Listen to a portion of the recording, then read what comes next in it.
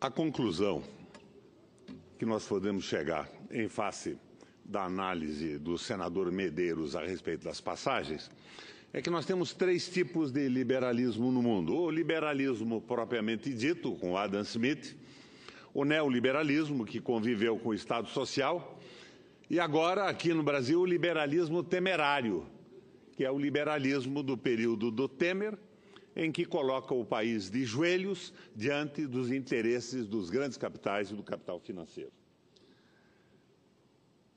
Senhores senadores, senador Cristóvão, senador Paim, que preside esta reunião, senador Meneiro, senador Reinaldo, o juiz Sérgio Moro sabe, o procurador Deltan Dallagnol tem disso plena consciência.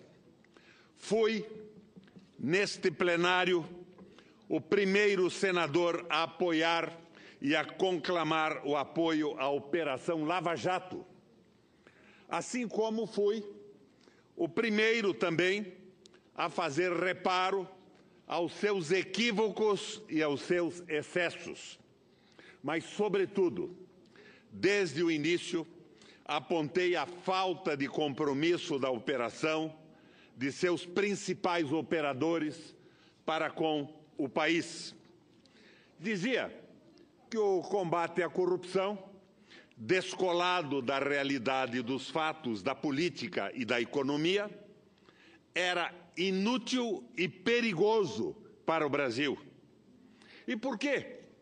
A Lava Jato se apartou, distanciou-se dos fatos da política e da economia do Brasil.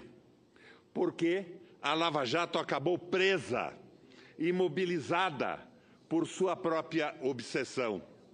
Obsessão que toldou, empanou os olhos e a compreensão dos heróis da operação, a ponto de eles não despertarem e nem reagirem à pilhagem criminosa, desavergonhada que sofre o nosso Brasil hoje. Querem um exemplo assombroso, sinistro desta fuga da realidade? Aqui vai.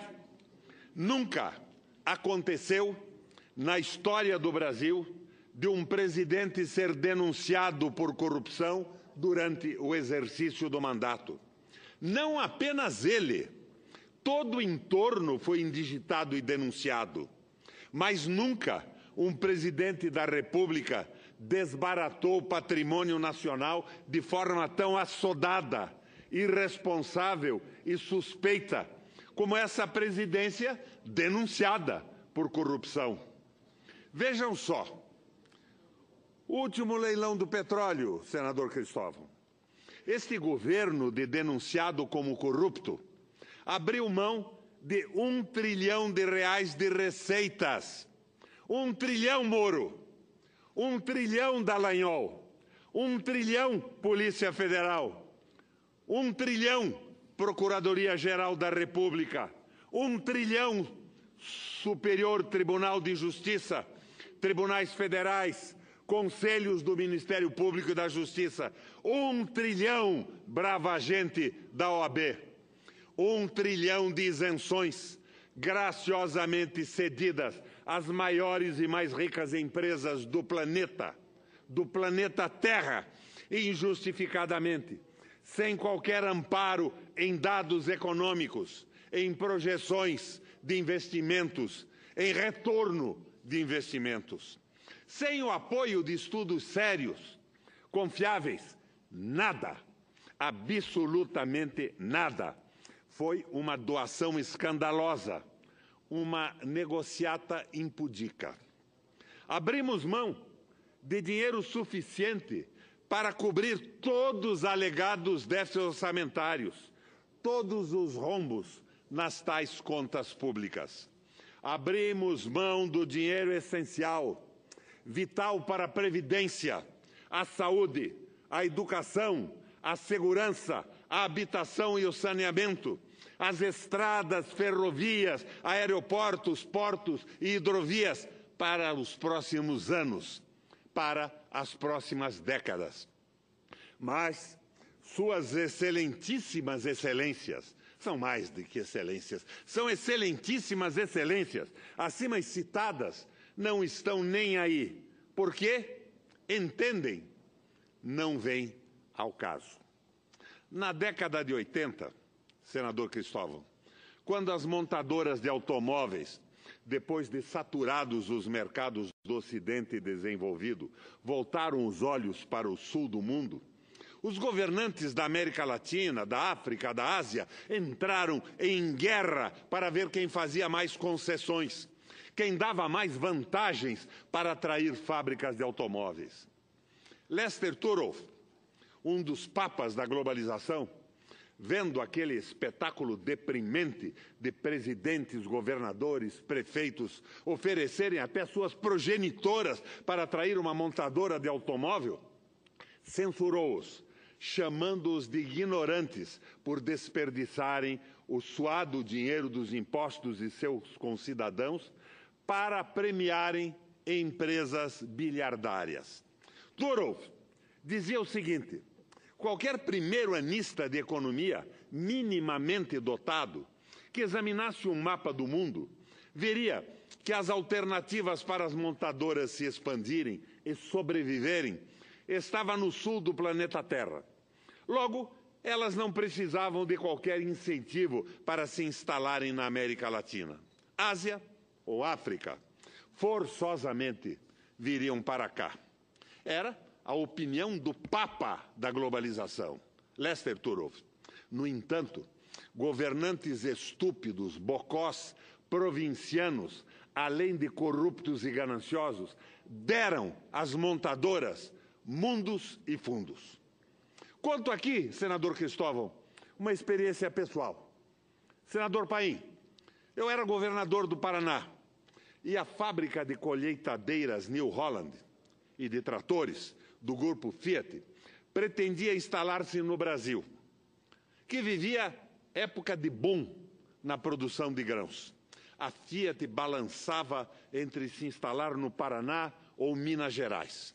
Recebo, então, no palácio um dirigente da fábrica italiana, se não me engano, Valentino Risioli, que vai logo fazendo numerosas exigências para montar a fábrica em meu estado. Queria tudo: isenções de impostos, terreno, infraestrutura, berço especial no porto de Paranaguá e mais umas tantas benesses.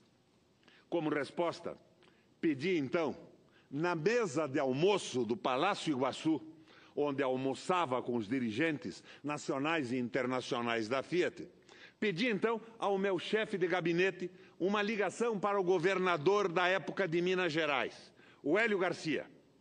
Feito o contato, cumprimentei o governador. Parabéns, Hélio, você acaba de ganhar a fábrica da New Holland. Ele fica intrigado e me pergunta o que havia acontecido, o porquê do telefonema ao meio-dia, à hora do almoço. Explico então a ele que o Paraná não aceitava nenhuma das exigências da Fiat para atrair a fábrica. E já que os dirigentes me diziam que Minas aceitava, a fábrica iria para lá e cumprimento o governador Hélio Garcia. O diretor da Fiat ficou pasmo e se retirou. Dias depois, ele reaparece e comunica a nós que a New Holland iria se instalar no Paraná. Por que, senador Cristóvão? Por quê? Se eu não havia cedido nada, pela obviedade dos fatos. O Paraná, à época, era o maior produtor de grãos do Brasil e, logo, o maior consumidor de colheitadeiras do país. A fábrica ficaria a apenas 100 quilômetros do porto de Paranaguá. Tínhamos mão de obra altamente especializada e assim por diante. Enfim, o grande incentivo que o Paraná oferecia era o mercado, o nosso mercado e o acesso facílimo ao mercado brasileiro. O que me inspirou trucar a Fiat? O conselho de Lester Thurow e o exemplo de meu antecessor no governo, que atraiu a Renault, a Volkswagen e a Chrysler a peso de ouro e às custas dos salários dos metalúrgicos paranaenses. Pois o governador de então chegou até mesmo a negociar os vencimentos dos operários, fixando-os uma fração do que recebiam os trabalhadores paulistas. Mundos e fundos, e um retorno pífio. Pois bem, voltemos aos dias de hoje. Retornemos à história, que agora se reproduz como pastelão. O pré-sal, pelos custos de sua extração, senador Paim, pelos custos de sua extração, senador Cristóvão, é coisa de $7 o barril na média. É moranguinho com nata, uma mamata só. A extração do óleo de xisto nos Estados Unidos, o famoso shale oil, o óleo que se extrai de pedras ainda não consolidadas e que, por pressão de água, aflora na forma de gás, chegou a custar nos Estados Unidos, senador Cristóvão, até $50 o barril. O petróleo extraído pelos canadenses das areias betuminosas sai por $20 a $30 o barril. As petrolíferas, as mesmas que vieram aqui tomar o nosso pré-sal, fecharam vários projetos de extração de petróleo no Alasca porque os custos ultrapassavam os $40 o barril. A nossa média do pré-sal é 7, sendo que alguns poços privilegiados chegam a $3,50 o barril como custo de extração. Quer dizer, como no caso das montadoras, era natural, favas contadas, que as petrolíferas enxameassem como abelhas no mel o pré-sal. Com esse custo, quem não seria atraído? Esse custo comparado com os custos de extração dos outros espaços que as petrolíferas operam no mundo. Por que então, imbecis? Por que então, entreguistas? Por que, então, ofereceram mais vantagens ainda que a já enorme, incomparável e indisputável vantagem do custo de extração? Mais um dado, senhores senadores, senhores da Lava Jato, atrizes e atores daquele malfadado filme. Vocês sabem quanto o governo arrecadou com o último leilão? Arrecadou o correspondente a 1 centavo de real por litro leiloado. 1 centavo, Moro. 1 centavo, Dallagnol. 1 centavo, ministra Carmen Lúcia. 1 centavo, Raquel Dodge. 1 centavo, ínclitos delegados da Polícia Federal. Este governo de meliantes faz isso e todos fazem cara de paisagem. Viram o rosto para outro lado. Já sei. Uma das razões para esta omissão indecente certamente foi e haverá de ser a opinião da mídia, senador Cristóvão. Com toda a mídia comercial monopolizada por 6 famílias, todas a favor desse leilão rapinante, como os senhores e as senhoras, as excelências, iriam falar qualquer coisa? Não é isso, senador Paim? Não pegava bem contrariar a imprensa amiga. Não é isso, lavajatinos do Brasil. Renovo a pergunta. Desbaratar o suado dinheiro que é esfolado dos brasileiros via impostos e dar isenção às empresas mais ricas do planeta é ou não corrupção? Entregar o preciosíssimo pré-sal, o nosso passaporte para romper com o subdesenvolvimento, é ou não suprema, absoluta, imperdoável corrupção? É ou não uma corrupção inominável reduzir o salário mínimo e isentar petroleiras? Será, juízes, procuradores, policiais federais, defensores públicos, será que as senhoras e os senhores são tão limitados, tão fronteiriços, tão pouco dotados de perspicácia e patriotismo, a ponto de engolirem esta roubalheira toda sem piscar. Bom, eu não acredito, como alguns chegam a acusar, que os senhores e as senhoras são quinta-colunas, agentes estrangeiros, Calabares, Joaquim Silvérios, ou então, senador Cristóvão, cabos Anselmos, a trair a pátria. Não. Eu, pessoalmente, não acredito. Não acredito, mas a passividade das senhoras e dos senhores diante da destruição da soberania nacional, diante da submissão do Brasil às transnacionais, diante da liquidação dos direitos trabalhistas e sociais, diante da reintrodução da escravatura no país. Essa passividade incômoda desperta desconfianças e levanta, sem sombra de dúvida, levanta suspeitas. Pergunto, renovo a pergunta: como pode um país ser comandado por uma quadrilha, clara e explicitamente uma quadrilha, e tudo continuar como se nada estivesse acontecendo? Responda, juiz Sérgio Moro. Responda, Dallagnol. Responda, ministra Carmen Lúcia. Responda, procuradora-geral Raquel Dodge. Respondam. Respondam, ínclitos e severos ministros do Tribunal de Contas da União, que ajudaram a derrubar uma presidenta. Respondam, guardiões da moral, da ética, da honestidade, dos bons costumes, da família, da propriedade e da civilização cristã e ocidental.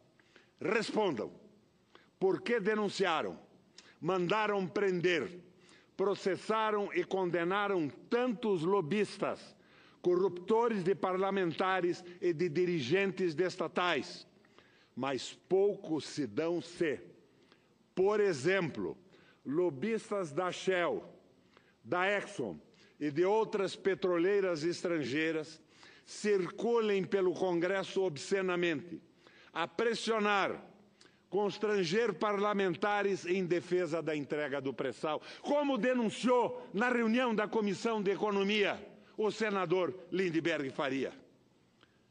E a favor, todos eles, do desmantelamento da indústria nacional do óleo e do gás. Eu vi, senhoras e senhores, eu vi com que liberdade e desfaçatez o lobista da Shell, semanas atrás, buscava angariar votos para aprovar a maldita e indecorosa medida provisória, franqueando todo o setor industrial nacional do petróleo à predação das multinacionais. Já sei, isto não vem ao caso, dizem as nossas autoridades.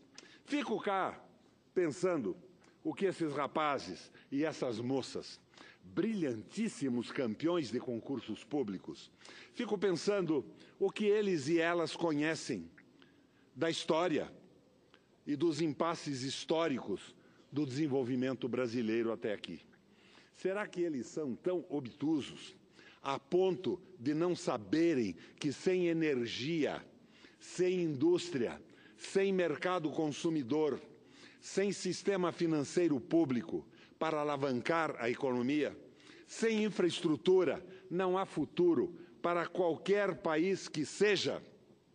Esses são os ativos imprescindíveis para o desenvolvimento, para a remissão do atraso, para o bem-estar social e para a paz social. Sem esses ativos, senador Cristóvão, vamos nos ancorar em quê? Na produção e exportação de commodities? Ora, a regressão a fases anteriores do nosso desenvolvimento? Mas os nossos bravos e bravas lajavatinos não consideram o desbaratamento dos ativos nacionais uma forma de corrupção. Senhoras e senhores, estamos falando da venda subfaturada, ou melhor, da doação do país todo. Todo. E quem o vende? Um governo atolado, completamente submerso na corrupção. E para que vende? Para comprar parlamentares e assim escapar de ser julgado por corrupção. na sua ampla acepção. Depois de jogar o petróleo pela janela, preparando assim o terreno para a nossa perpetuação no subdesenvolvimento, o governo aproveita a distração de um feriado prolongado e coloca em asta pública o Banco do Brasil, a Caixa Econômica, a Eletrobras, a Petrobras e que mais seja de estatal no Brasil. Ladrões de dinheiro público vendendo o patrimônio público. Pode isso, Moro? Pode isso, Dallagnol? Carmen Lúcia? Pode isso? Raquel Dodge? Pode isso? Ou devo perguntar para o Arnaldo? À véspera do leilão do pré-sal, semana passada, tive a esperança de que algum juiz intrépido ou algum procurador audacioso, iluminados pelos feéricos e espetaculosos exemplos da Lava Jato, impedissem esse supremo ato de corrupção praticado por um governo, por todos os títulos e na amplidão da palavra, absolutamente corrupto. Mas, como isso não vinha ao caso, nada tinha a ver com os pedalinhos, com o triplex, as palestras, o aluguel do apartamento, nenhum juiz, nenhum procurador, nenhum delegado da Polícia Federal e nem aquele rapaz do Tribunal de Contas da União, lembra, senador Cristóvão? Tão rigoroso com a presidente Dilma, ninguém, enfim, se lixou para o esbulho. Ah, sim, também não estava no PowerPoint do Dallagnol. É com desencanto e o mais profundo desânimo que pergunto: por que Deus está sendo tão duro assim com o nosso Brasil? Um prazer, concedo a parte ao senador Cristóvão Buarque. Senador Requião, eu quero, em primeiro lugar, compartilhar o seu desencanto final. Não é maior do que o meu. Mas eu quero também cumprimentá-lo por trazer uma dimensão outra para o assunto da ética que os juízes, os procuradores, todo esse pessoal da Lava Jato deveria se preocupar também. Eu chamarei, no primeiro momento, de corrupção nas prioridades. Estão preocupados com a corrupção no comportamento. Mas tem uma corrupção tão grande, que é a corrupção de alguns que talvez nem peguem dinheiro... Na inversão das prioridades. Isso.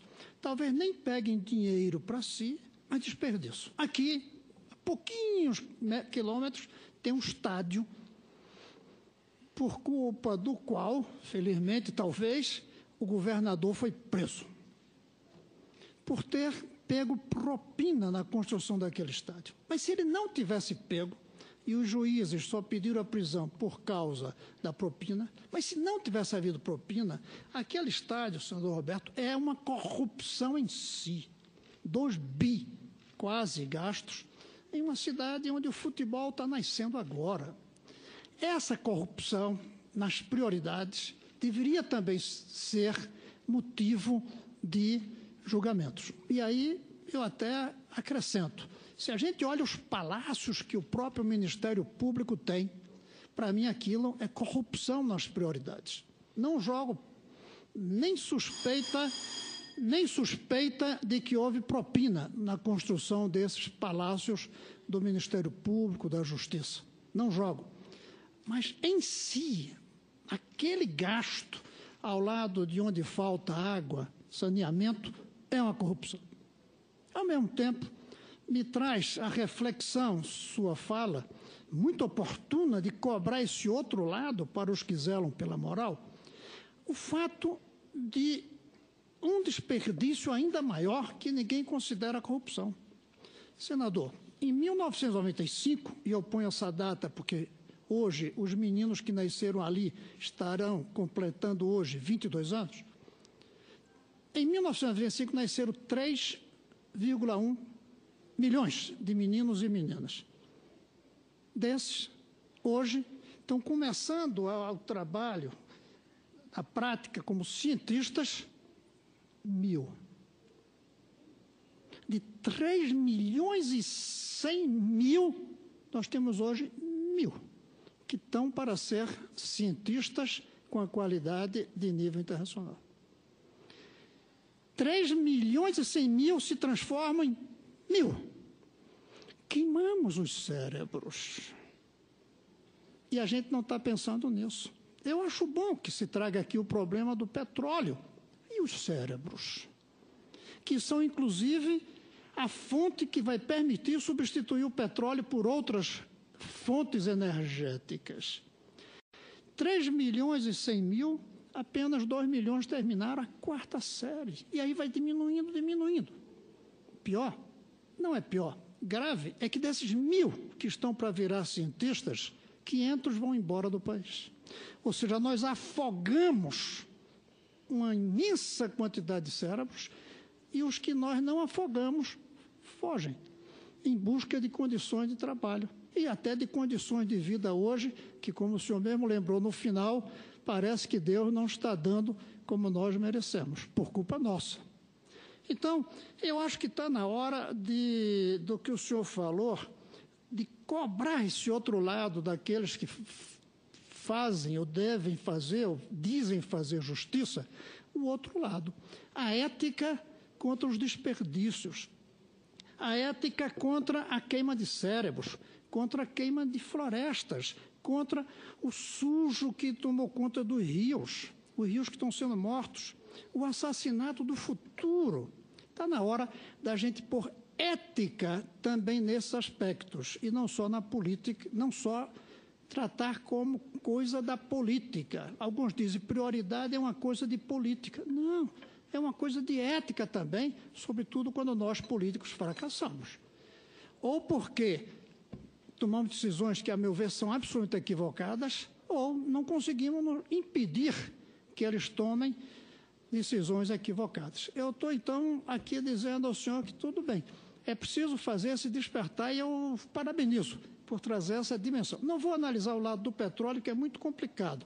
O 1 trilhão de renda, por exemplo, exige a gente analisar de onde vem esse 1 trilhão e por que os governos até aqui deixaram esse 1 trilhão ficar por aí. Não aproveitaram esse 1 trilhão. A gente precisa de tanto dinheiro e os governos que vieram até alguns anos atrás, como esse que está aí, com os erros terríveis dele, que nem precisa falar, não aproveitamos esse 1 trilhão, que eu não sei se é 1 trilhão, confesso que não consegui chegar a ele. Mas o que o senhor tem toda a razão, independente desses números, de quanto se perdeu, é que a moral também tem que cuidar das perdas por causa das prioridades equivocadas, das decisões erradas e não só do roubo feito.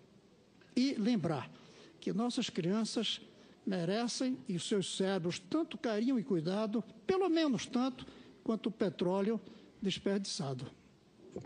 E a nossa economia sai das propostas de liberalismo econômico para o neoliberalismo, que conviveu com o Estado Social.